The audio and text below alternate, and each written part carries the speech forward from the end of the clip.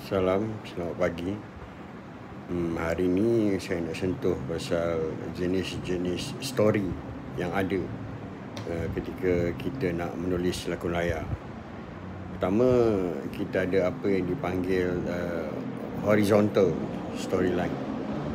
Horizontal storyline ni maksud dia adalah filem yang plot driven, filem yang berpandukan kepada plot.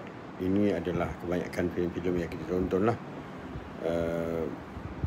Filem-filem popular yang kita tonton, filem-filem Melayu macam Blood Brothers ataupun Cucu Datuk Merah, ataupun filem-filem P.Ramlee seperti Antara Dua Darjat. Ini semua adalah plot driven.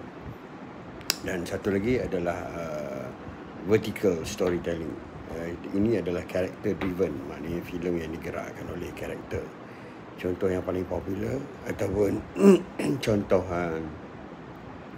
yang mainstream dan popular adalah filem Forrest Gump lah, di mana filem itu ceritanya digerakkan oleh karakter Forrest Gump. Tidak ada plot tidak plot driven seperti yang biasa kita tonton. Dan satu lagi yang penting yang saya nak sentuh adalah dua konsep. Pertama adalah open story dan kedua adalah closed story.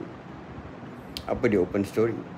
Open story apabila kita tonton filem tu daripada mula kita tahu clear karakter, maknanya siapa yang baik dan siapa yang jahat. Maknanya bila kita tengok, kita tahu protagonis dan antagonis jelas, tanpa ada apa-apa kekeliruan atau tanpa ada apa-apa plot twist atau apa-apa rahsia. Dan kita ada close story. Close story ni adalah apabila cerita bermula, kita tak pasti siapa sebenarnya yang jahat, siapa sebenarnya yang baik. Itu salah satu contoh yang mana pada satu point dalam filem tu akan ada revelation tentang orang ni sebenarnya jahat. Itu kadang-kadang kita panggil plot twist tu, tapi sebenarnya ia close story. Maknanya bila kita tak reveal daripada mula siapa antagonis dan probably siapa protagonis, kita terteka-teka.